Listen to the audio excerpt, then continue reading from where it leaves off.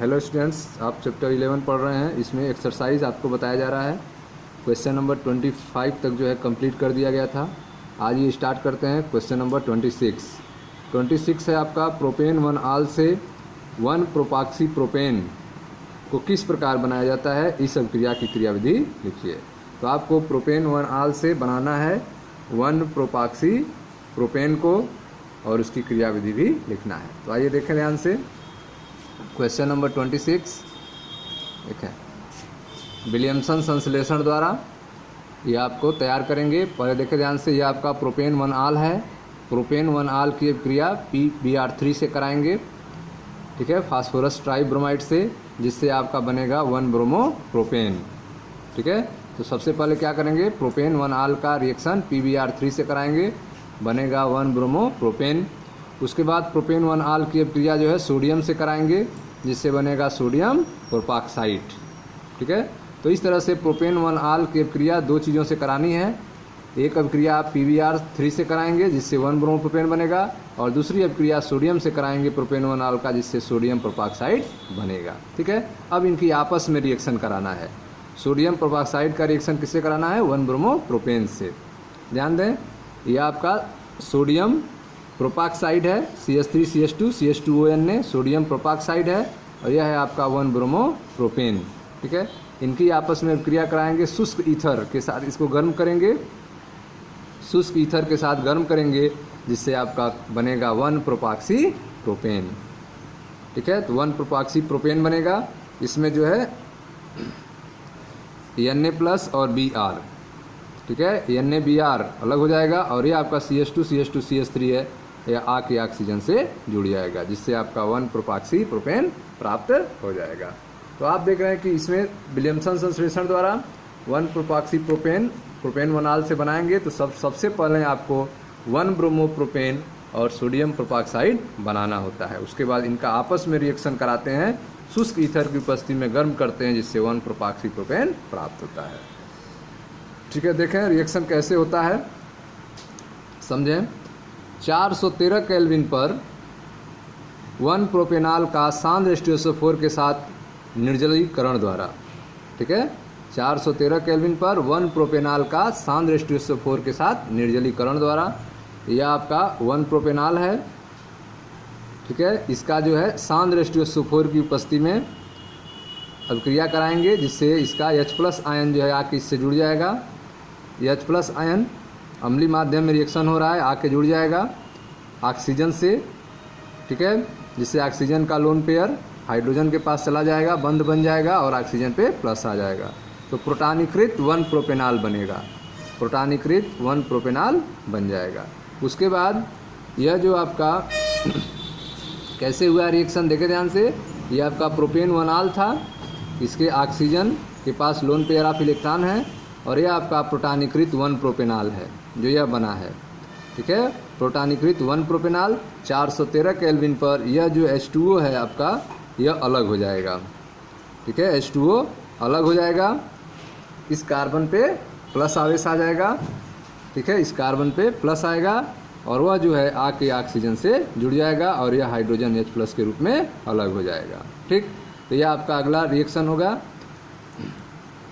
यह हाइड्रोजन जो है अलग हो जाएगा H+ के रूप में, ऑक्सीजन इलेक्ट्रॉन खींच लेगा, ऑक्सीजन पे माइनस आएगा, और इस यहाँ से इसके अलग हो जाने से, H2O के अलग हो जाने से कार्बन पे प्लस आएगा। यह CH2CH3 आके इस ऑक्सीजन से जुड़ जाएगा।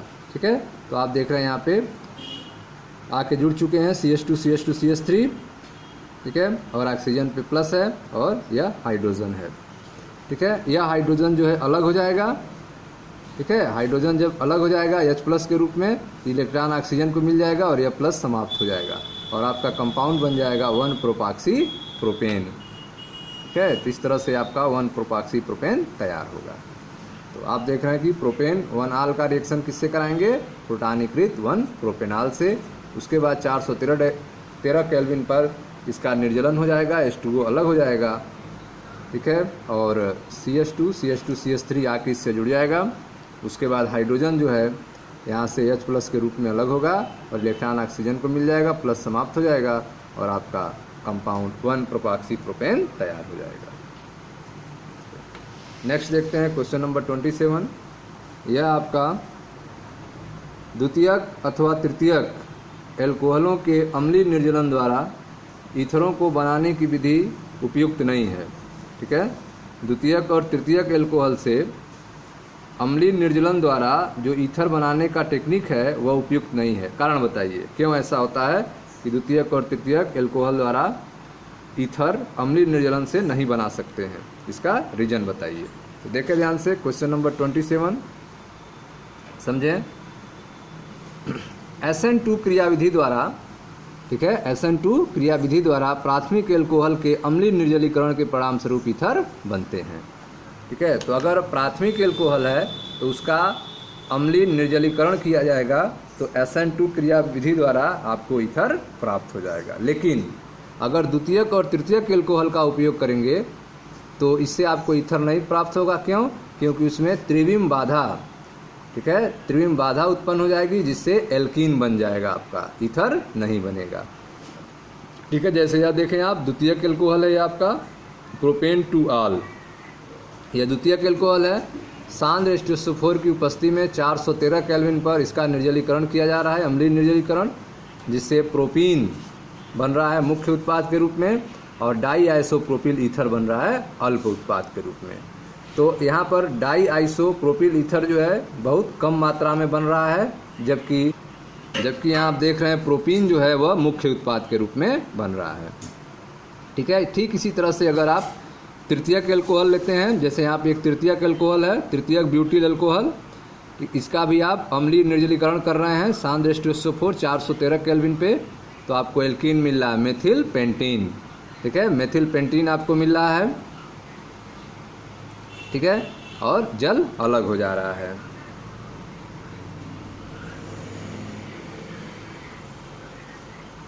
ठीक है स्टूडेंट्स, ठीक है स्टूडेंट्स, तो इस तरह से आपका जब तृतीयक ब्यूटिल एल्कोहल अर्थात तृतीयक एल्कोहल का निर्जलीकरण करेंगे सांद्र H2SO4 की उपस्थिति में 413 केल्विन पे, तो आपको एल्कीन मिलेगा 2 मेथिल प्रोपीन। ठीक है, 2 मेथिल प्रोपीन मिलेगा और H2O अलग हो जाएगा। ठीक है, तो इसमें आपने देखा कि प्राथमिक एल्कोहल है तो उसका अम्लीय निर्जलीकरण करते हैं तो SN2 क्रियाविधि होती है जिससे ईथर बनता है, जबकि द्वितीयक और तृतीयक एल्कोहल होता है तो इसमें त्रिविम बाधा उत्पन्न हो जाती है जिससे एल्कीन बनता है, ईथर नहीं बनता है। जैसे इसका पहला उदाहरण देखा आपने प्रोपेन टू आल, जो एक द्वितीयक एल्कोहल है, इसका जब हम निर्जलीकरण करते हैं तो प्रोपीन बनता है मुख्य उत्पाद के रूप में और डाई आइसोप्रोपिल ईथर बनता है अल्प उत्पाद के रूप में। उसी तरह से जब द्वितीयक ब्यूटिल एल्कोहल लेते हैं, ठीक है, तृतीयक ब्यूटिल एल्कोहल लेते हैं तो इसका भी जब निर्जलीकरण करते हैं तो 2 मेथिल प्रोपीन बनता है और जल बनता है। ठीक है, तो इस तरह से द्वितीयक और तृतीयक एल्कोहल का निर्जलीकरण करने से आपको एल्कीन मिलता है, न कि ईथर। नेक्स्ट देखते हैं क्वेश्चन नंबर 28। क्वेश्चन नंबर 28 है आपका हाइड्रोजन आयोडाइड। हाइड्रोजन आयोडाइड की निम्नलिखित के साथ अभिक्रिया के लिए समीकरण लिखिए।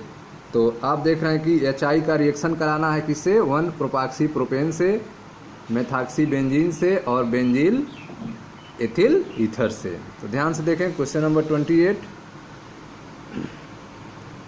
यह आपका है 1 प्रोपाक्सी प्रोपेन।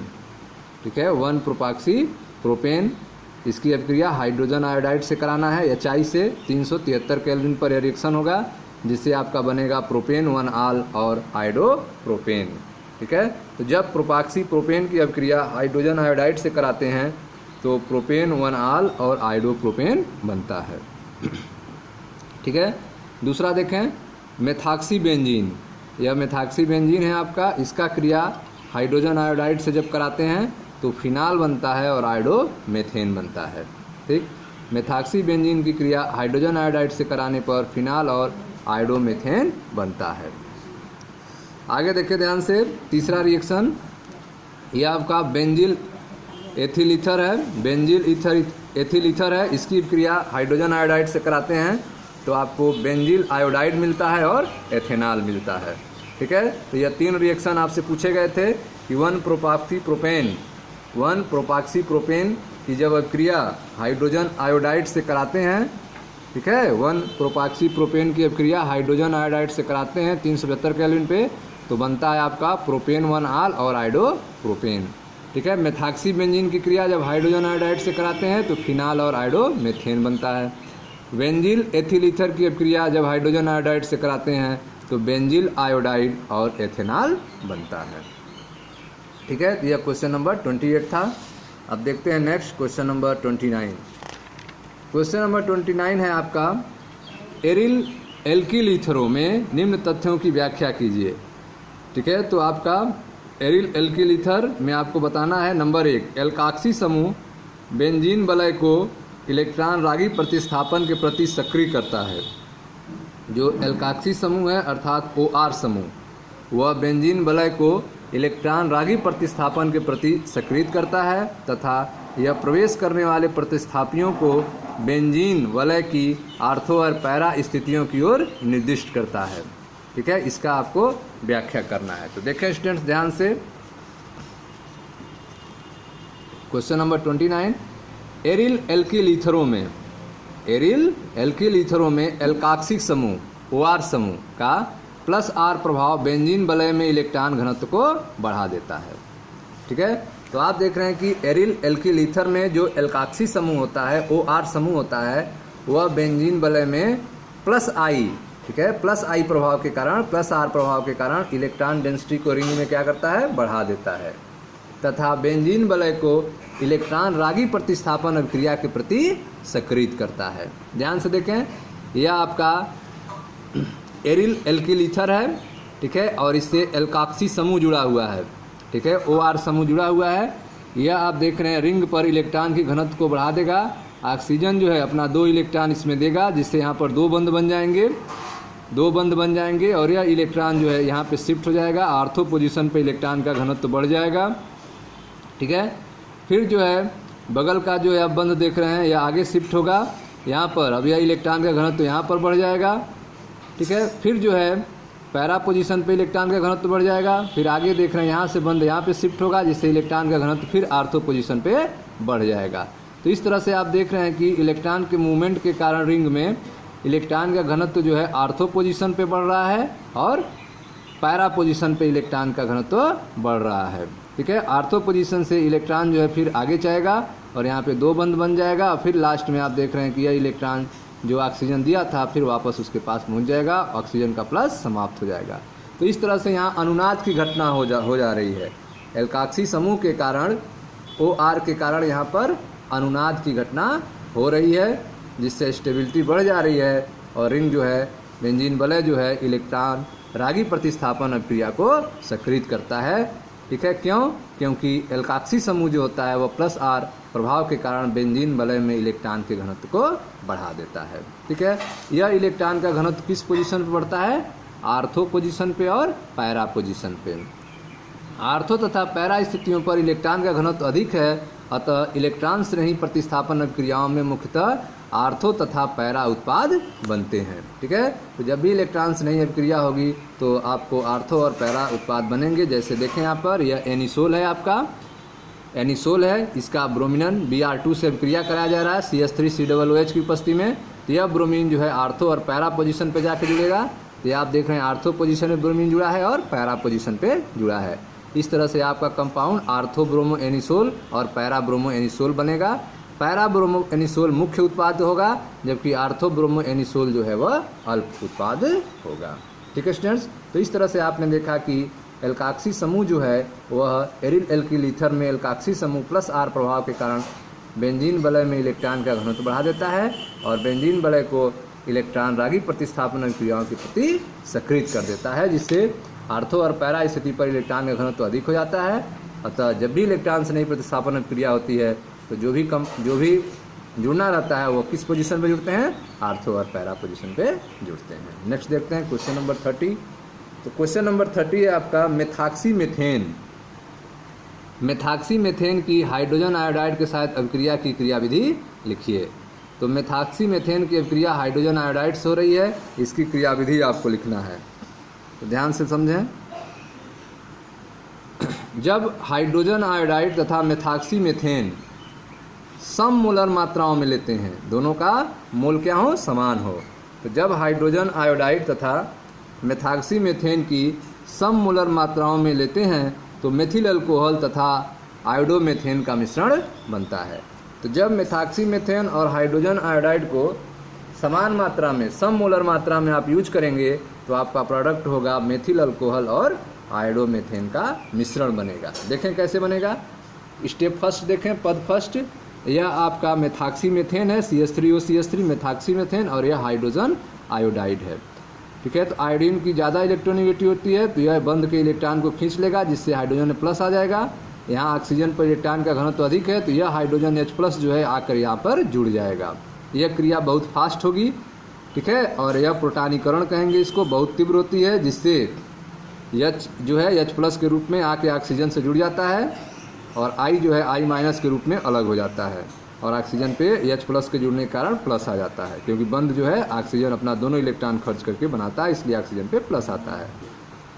ठीक है, तो डाई मेथिल ऑक्सोनियम आयन बनता है। तो फर्स्ट स्टेप में क्या होता है, डाई मेथिल ऑक्सोनियम आयन बनता है। सेकेंड स्टेप में ध्यान दें, सेकेंड स्टेप में यह आपका डाई मेथिल ऑक्सोनियम आयन है और यह जो आपका आयोडाइड आयन बना था यह इस पर अटैक करता है। ठीक है, यह ऑक्सीजन पे आप देख रहे हैं कि प्लस आया है, ऑक्सीजन पे प्लस आया है। इस प्लस को समाप्त करने के लिए यहाँ से ऑक्सीजन इलेक्ट्रॉन को खींचता है, जिससे CH3OH के रूप में अलग हो जाता है और यह I- जो है इस कार्बन प्लस आ जाता है। यहाँ से बंध जब खींच लेता है ऑक्सीजन तो इस कार्बन प्लस आता है, तो यह कार्बन पे प्लस और I पे माइनस, यह दोनों आपस में जुड़कर CH3I बना देते हैं। तो यहाँ से CH3I बन जाएगा आपका। यह बहुत स्लो प्रोसेस है, मंद प्रक्रिया है, SN2 रिएक्शन होता है यहाँ पे। तो CH3I बन जाएगा और CH3OH बन जाएगा। इस तरह से आपका जो सेकेंड स्टेप है उसमें आयोडोमेथेन और मेथेनॉल प्राप्त हो जाता है और यह SN2 क्रिया होती है। ठीक है, तो पहले स्टेप में क्या हुआ, प्रोटानीकरण हुआ, तीव्र होगा, जिससे डाई मेथिल ऑक्सोनियम आयन बनेगा। दूसरे स्टेप में आयोडाइड आयन जो है डाई मेथिल ऑक्सोनियम आयन पर अटैक करेगा, जिससे CH3I और CH3OH बनेगा, आयोडोमेथेन और मेथेनॉल बनेगा। यह तीव्र अभिक्रिया होगी। यदि HI आधिक्य में उपस्थित हो, ठीक है, यदि हाइड्रोजन आयोडाइड क्या हो, ज़्यादा मात्रा में हो, तो पद 2 जो पद सेकेंड है में बना यह जो मेथेनॉल है यह फिर से मेथिल आयोडाइड में परिवर्तित हो जाता है। ठीक है, तो जो मेथेनॉल है वह किस में चेंज हो जाएगा, मेथिल आयोडाइड में। कब ऐसा होगा, यह जब होगा जब हाइड्रोजन आयोडाइड अधिक मात्रा में होगा। ठीक है, तो सेकेंड स्टेप में बना हुआ मेथेनॉल CH3OH जो है वह हाइड्रोजन आयोडाइड की अधिक मात्रा अगर है तो यह तुरंत इससे रिएक्शन करेगा, I- अलग होगा, H जो है ऑक्सीजन से जुड़ जाएगा। यह प्रोटानीकरण तीव्र होगा, जिससे प्रोटानीकृत मेथेनॉल बनेगा। ठीक है, इस प्रोटानीकृत मेथेनॉल पर I- अटैक करेगा, जिससे पद 4 के रूप में कहेंगे इसको। तो यह CH3I बन जाएगा और H2O बन जाएगा, आयोडोमेथेन बनेगा और H2O बनेगा। यह रिएक्शन कब होगा, जब हाइड्रोजन आयोडाइड की मात्रा अधिक हो। तो हाइड्रोजन आयोडाइड की मात्रा अधिक होगा तो पद सेकेंड में जो मेथेनॉल बना हुआ है वह हाइड्रोजन आयोडाइड से पुनः अभिक्रिया करेगा, प्रोटानीकरण होगा तीव्र तरीके से, प्रोटानीकृत मेथेनॉल बनेगा और यह प्रोटानीकृत मेथेनॉल जो है उस पर I- का अटैक होगा अगले स्टेप में, स्टेप 4 में, जिससे यह प्रक्रिया स्लो होती है, SN2 रिएक्शन होता है, जिससे CH3I और H2O बनता है, आयोडोमेथेन आपको प्राप्त हो जाता है। ठीक है स्टूडेंट्स, नेक्स्ट देखते हैं क्वेश्चन नंबर 31।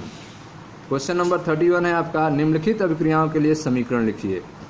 ठीक है, तो यह है आपका फ्रीडल क्राफ्ट अभिक्रिया, एनिसोल का एल्किलन एथेनाइक अम्ल के माध्यम में, एथेनाइक अम्ल माध्यम में एनिसोल का ब्रोमिनन, एनिसोल का नाइट्रोकरण, एनिसोल का फ्रीडल का एस्किलन। तो यह जो है आपको चारों रिएक्शन जो है हमने बुक एक्सप्लेन करते समय बताए हैं, तो वहाँ पे आप पिछले वीडियो में जाके इसको देख सकते हैं। मिलते हैं नेक्स्ट वीडियो में, जहां आपको क्वेश्चन नंबर 32 को एक्सप्लेन करेंगे। Thank you.